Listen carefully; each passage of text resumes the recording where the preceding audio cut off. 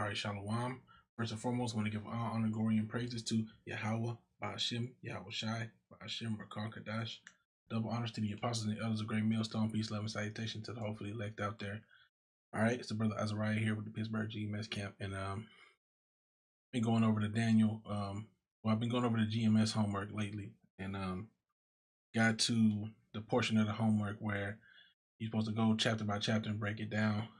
It was the Daniel 2, Daniel 7, and Daniel 8 breakdowns, and just wanted to do a lesson on it briefly while it was still fresh on my mind.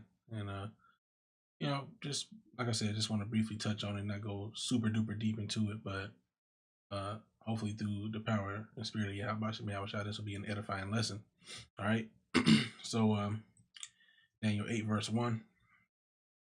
In the 3rd year of the reign of King Belshazzar, a vision appeared unto me, even unto me, Daniel, after that which appeared unto me at the first.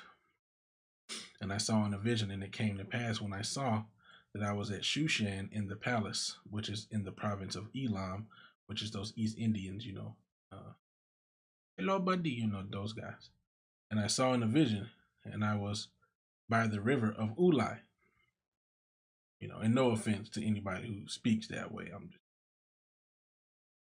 Then I lifted up mine eyes and saw, and behold, there stood before the river a ram which had 2 horns. All right.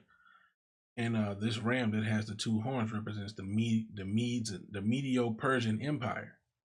And just correlate that in Daniel 7. It correlates with the second beast. Daniel 7 and 5, and behold, another beast, a second like to a bear, and it raised itself up on one side, and it had 3 ribs in the mouth of it, between the teeth of it, and they said thus unto it, arise, devour much flesh. All right, and that bear represents like I said, the Medo-Persian Empire. And when it talks about it raising itself up on one side, well, let's read what it says about this ram. Daniel 8 and 3, then I lifted up mine eyes and saw, and behold, there stood before the river a ram which had 2 horns, and the 2 horns were high, but one was higher than the other, and the higher came up last. Just like that bear had one side lifted up, and the other side was lower. Same thing with this ram. All right, and this represents, like I said, the Medo-Persian Empire. When you read about the downfall of the Babylonian or the Assyrian Empire, it was taken out by Darius the Mede. So the Medes were in power, but Persia was greater than them, and they rose up. And the higher came up last. See, the Medes were smaller, if I'm not mistaken, and the Persians were bigger. And the Persians eventually ended up defeating the Medes and becoming the primary kingdom in this alliance.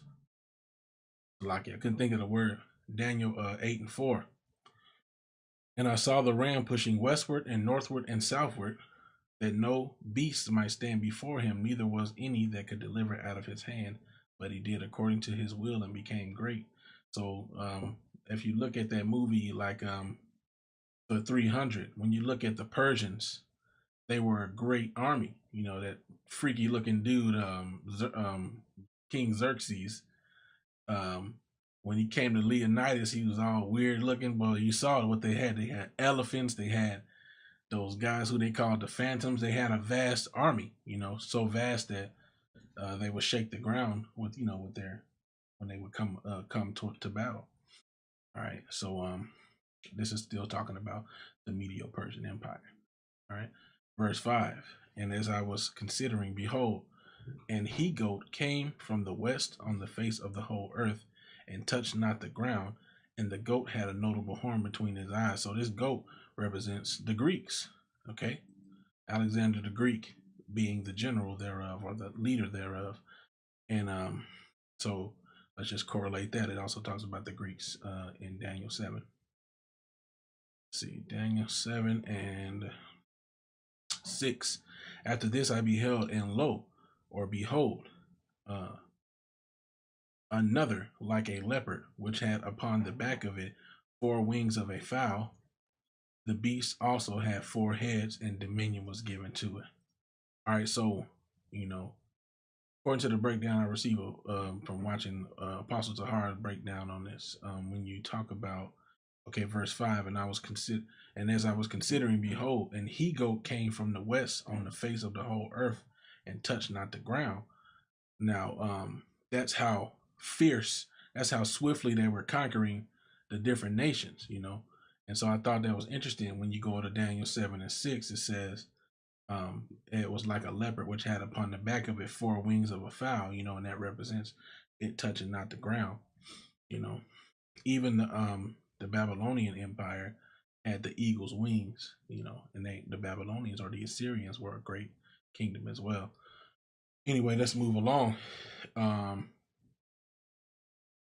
right, verse 5.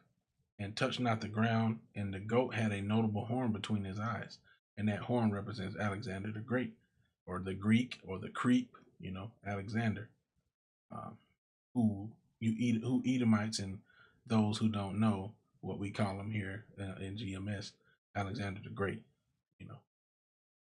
Verse 6, and he came to the ram that had 2 horns, to the Medo-Persian Empire, which I had seen standing before the river, and ran unto him in the fury of his power. So Alexander took on the Medo-Persian Empire, took on the Persians at that time, if I'm not mistaken. All right. So let's read 7. And I saw him come close unto the ram, and he was moved with choler or anger against him, and smote the ram, and brake his 2 horns. So Alexander took down the Medo-Persian Empire, and there was no power in the ram to stand before him, but he cast him down to the ground and stamped upon him, and there was none that could deliver the ram out of his hand. So he took him down. Nothing they could do. There's nothing they could do to stop him. So like I turned from the camera, sounded a little lower. All right, and I'm still messing with my mic settings. Hopefully it's not too loud or too quiet, All right, 8. Therefore the he-goat waxed very great, and when he was strong, the great horn was broken. So this is talking about when Alexander the Creep died. And for it came up 4 notable ones toward the 4 winds of heaven. This was his 4 generals, like what they like to call the Diadochi. I think that's how you pronounce it. All right. The Diadochi were the 4 great generals, or the 4 generals who succeeded Alexander. Let's just see. I think it goes into their names here. So it says Greaterus, Antipater.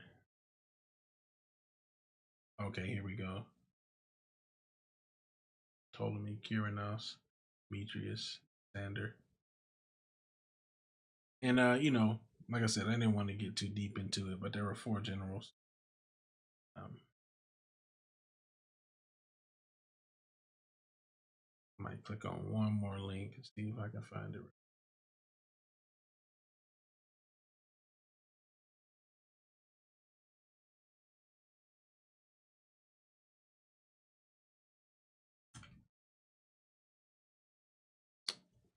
So Seleucus came in later. It was Antigonus, Cassander. They got so many of them up here. Antigonus was one of them. Lysimachus was another one. Cassander and Ptolemy. Seleucus came later on. And he joined up with Ptolemy and Cassander to fight against Antigonus, because Antigonus was waxing very strong. I remember reading about that. And Apostle Har mentioned it in a video that I saw in preparation for taking that test. I watched another breakdown, and Apostle Har mentioned it, and it triggered a memory because I was reading up on it when I first did the Daniel test, and I was reminded of how there was a discrepancy between what I was finding of the names and what other videos had said that I saw. So now it makes sense, and that's how you'll get when you look up the Diadochi or the 4 generals. You'll get those four names, or you'll get four names in one place, and then you'll get four different names, including Seleucus. But like I said, Seleucus joined up to take down Antigonus, and he replaced Antigonus once he was taken down. All right. Verse 7. After this, I saw in the night visions, and behold, a fourth beast. Oh, Salaki, I'm supposed to be on 8. Salaki. So let's just read 8 again, Daniel 8 and 8. Therefore, the he-goat waxed very great, the Greek Empire. And when he was strong, the great horn was broken. Alexander the Greek died. And four came up, four notable ones toward the four winds of heaven, which is his four generals. All right, and out of one of them came forth a little horn, which waxed exceeding great toward the south and toward the east and toward the pleasant land, which the pleasant land represents Jerusalem, and this little horn represents let's see, Antiochus Epiphanes, represents Antiochus Epiphanes. Okay.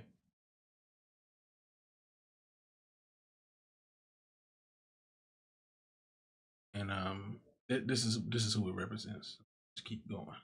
The persecution of the Jews. He waxed great toward the Holy Land.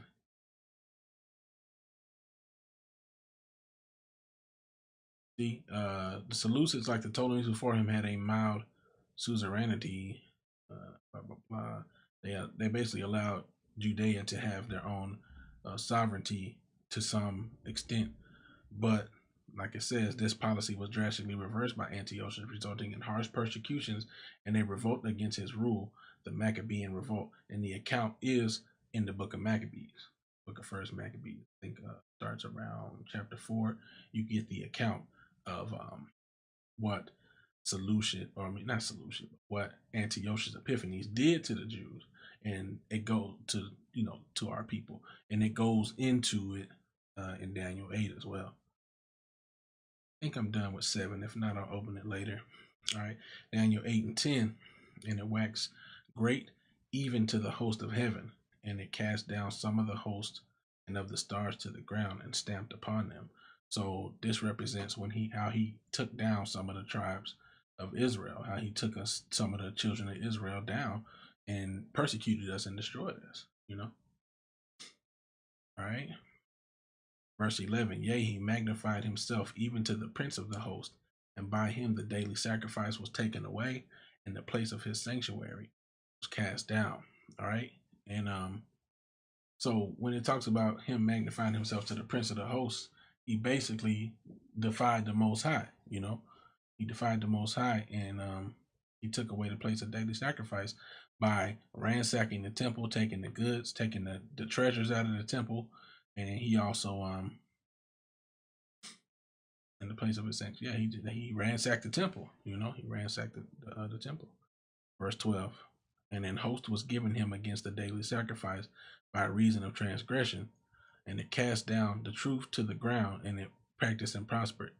So yeah, he took it so far as to after he ransacked the temple, he was persecuting those who were still practicing Judaism, so to speak, who were practicing keeping the law, statutes, and commandments.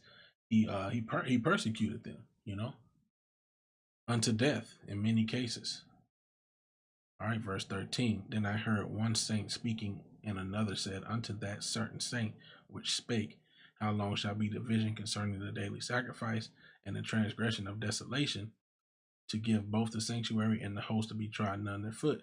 And this is one angel speaking to another angel concerning the vision.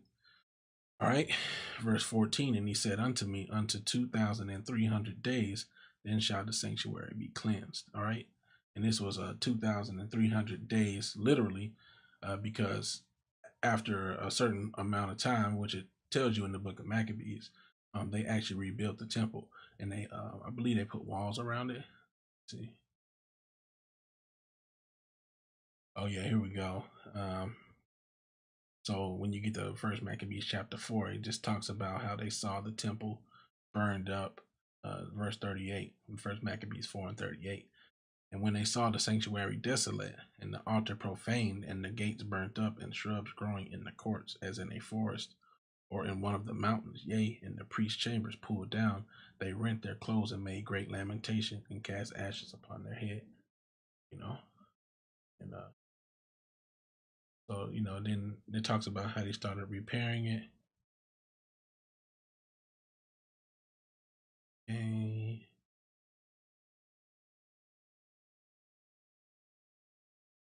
so let's go to verse 60 first, Maccabees 4 and 60. At that time also they builded up the Mount Sion with high walls and strong towers round about, lest the Gentiles should come and tread it down as they had done before.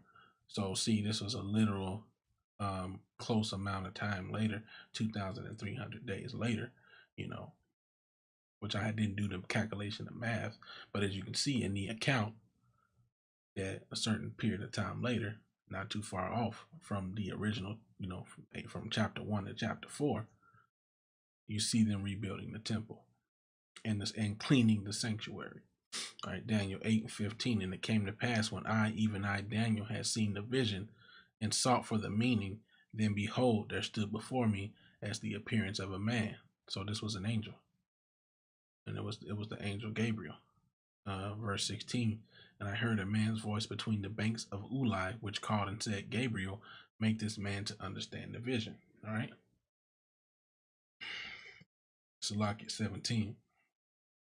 So he came near where I stood, and when he came, I was afraid and fell upon my face.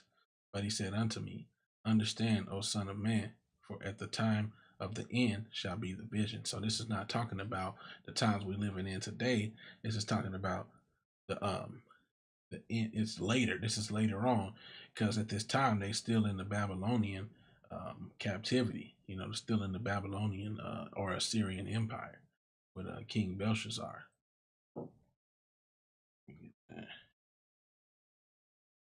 Just to make sure. Belshazzar from Akkadian was the elder son of Nabonidus, last king of the Neo-Babylonian Empire. See, so they're still in the Neo-Babylonian Empire. The Persians and Medes still have to come, and then the Greeks have to come, and then later on down the line, Antiochus has to come. So this is just later down the line, you see. All right. So like, let's go back to that 8. All right, so verse 17 again. So he came near where I stood, and when he came, I was afraid and fell upon my face. But he said unto me, understand, O son of man, for at the time of the end shall be the vision. So this is not talking about the end of days, okay? Verse 18, now as he was speaking with me, I was in a deep sleep on my face toward the ground. He was in a trance, but he touched me and set me upright. And he said, behold, I will make thee know what shall be in the last end of the indignation, which is, the desolation of the temple, taking away the daily sacrifice, the persecution of the children of Israel by Antiochus Epiphanes. He's like, I'm gonna let you know what's gonna be the end of it. For at the time appointed, the end shall be. That amount of days that was spoken. See, the ram which thou sawest having 2 horns are the kings of Media and Persia. 21. And the rough goat is the king of Grecia, and the great horn that is between his eyes is the first king, Alexander the Greek. 22. Now that being broken, whereas 4 stood up for it, 4 kingdoms shall stand out of the nation, but not in his power. So his 4 generals came up after he died. 4 kingdoms stood up out of that nation, but not in his power, because under his power it was all united. But once he passed, his generals fought over the kingdom. Basically, they were at odds with each other over who would control all of the kingdom. 23. And in the latter time of their kingdom, when the transgressors are come to the full, a king of fierce countenance and understanding dark sentences shall stand up. And this is talking about Antiochus Epiphanes. And his power shall be mighty, but not by his own power. And he shall destroy wonderfully, and shall prosper in practice, and shall destroy the mighty and the holy people. Now I want to look into this.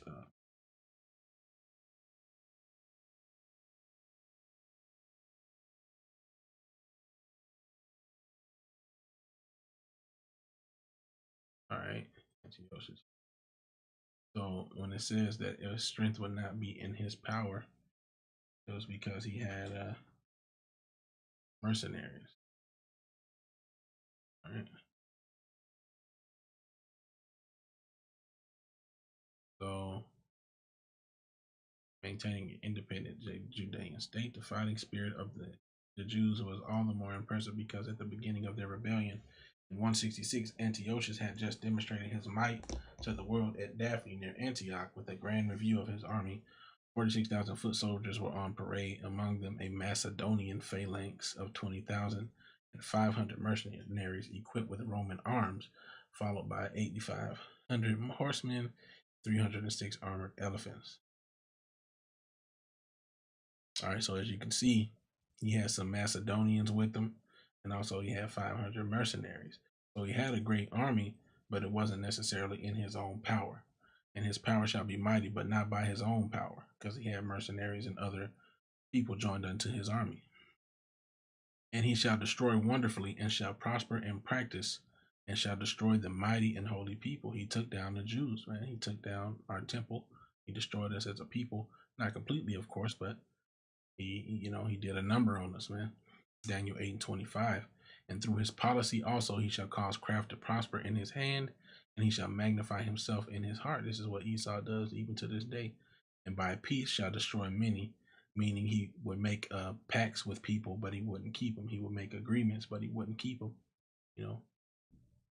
He shall also stand up against the prince of princes, but he shall be broken without hand. And it just basically means he came up against the Most High, and broken without hand, meaning.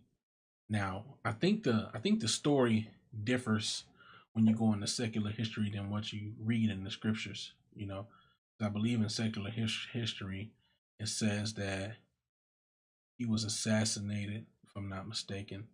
But then in the scriptures, it says that he wasn't. He just died. I believe he died of a sickness. So that's a discrepancy. But Esau's not going to give you the full story. Either way. Now the prince of princes, but he shall be broken without hand. So he came against the Most High, but when he died, it wasn't by somebody else's hand. Thus saith the Lord. And I'm gonna believe what the Most High say, what the scriptures say. All right.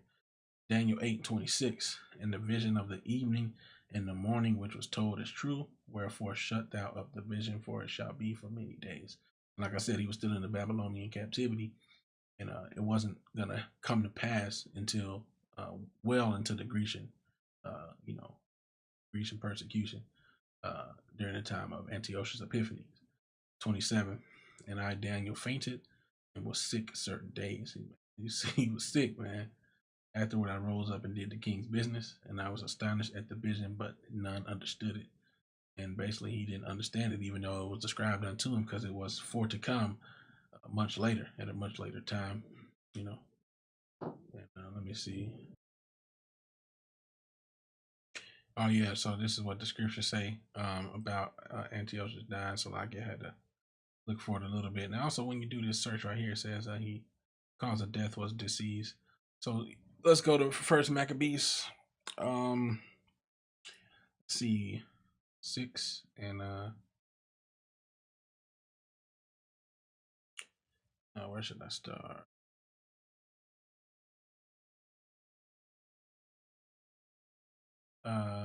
I'll start at verse 1. About that time, King Antiochus, traveling through the high countries, heard say that Elamias in the country of Persia was a city greatly renowned for riches, silver, and gold, and that there was in it a very rich temple wherein were coverings of gold and breastplates and shields, which Alexander, son of Philip the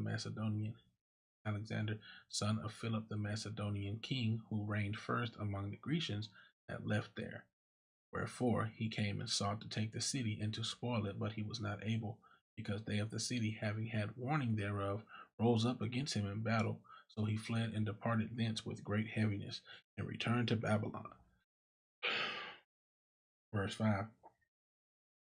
Moreover, there came one who brought in tidings into Persia that the armies which went against the land of Judea were put to flight, and that Lysias, who went forth first with a great power, was driven away of the Jews, and that they were made strong by the armor and power and store of spoils which they had gotten of the armies whom they had destroyed.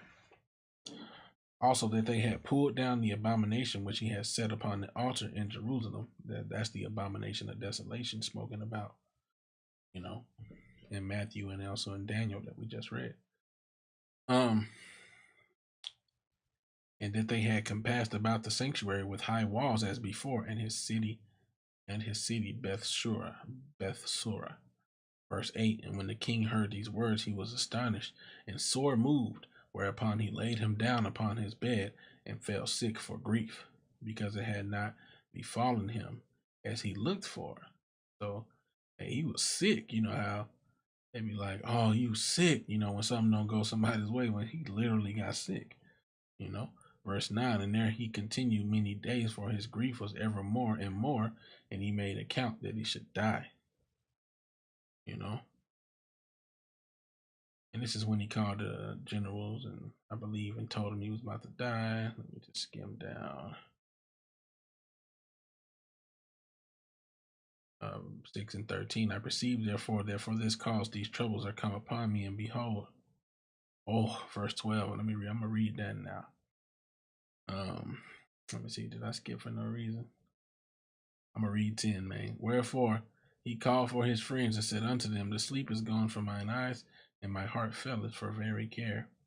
And I thought with myself, into what tribulation am I come, and how great a flood of misery is it wherein now I am? For I was bountiful and beloved in my power. But now I remember the evils that I did at Jerusalem, and that I took all the vessels of gold and silver that were therein, and sent to destroy the inhabitants of Judea without a cause. I perceive, therefore, that for this cause these troubles are come upon me, and behold, I perish through great grief in a strange land. See, he's broken without hand, like the scriptures say. Then called he for Philip, one of his friends, whom he made ruler over all his realm, gave him the crown in Rome.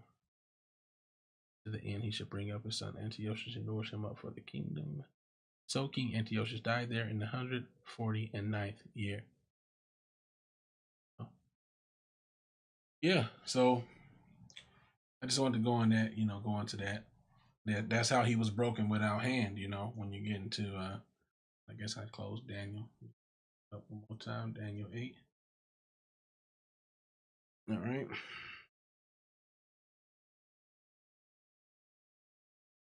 And through his policy he shall cause craft to prosper in his hand. He shall magnify himself in his heart. By peace shall destroy many. He shall also stand up against the prince of princes, which is basically talking about the Most High, man.